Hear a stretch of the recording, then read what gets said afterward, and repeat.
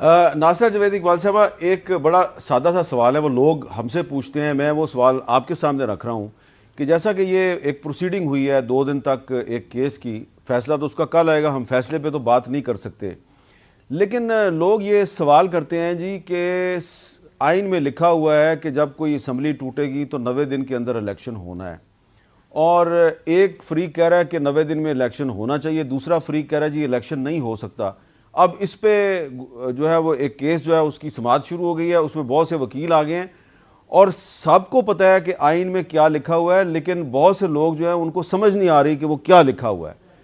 तो ये हम कब उस स्टेज पे पहुंचेंगे जब हमें अपने ही आइन में लिखी हुई बातों की खुद समझ आनी शुरू हो जाएगी? देखिए, जो कानूनदान हैं या जो वकला हैं उनको तो यकीनन इस बात की समझ है। ये आइन का तकाजा है कि असेंबली अगर तहलील हो तो 90 दिन के अंदर उसका इलेक्शन होना ज़रूरी है। अब 90 दिन के अंदर इलेक्शन कराना जो है वो इलेक्शन कमीशन का काम है। अब वो तारीख ना दें, गवर्नर तारीख ना दे, और अगर सदर इसकी तारीख दे दे तो ये अदालत में सवाल ये है कि सदर के पास इख्तियार कहाँ से आया।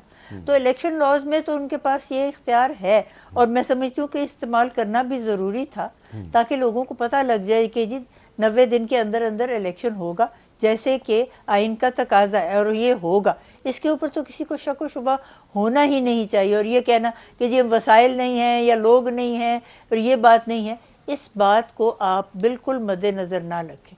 मसला ये है कि ये होना है, और ये हो के दिखाया जाए कि ये होगा और आइन का तकाजा पूरा हुआ है।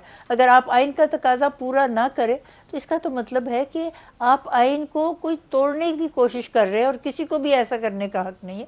हमारे पास इतने सालों से, अब 50 साल हो गए इस आइन को, तो कायम तो रहने दें। और ये बेसिक आपका जो है ना लॉ है, फंडामेंटल लॉ, इसमें अगर आप चाहते हैं कि इस तरीके से ना हो तो 2/3 मेजॉरिटी से पार्लियामेंट इसको बदल ले, उसके अलावा कोई चारा नहीं कि ये आप कहें कि जी 90 दिन में कैसे होगा, क्यों होगा।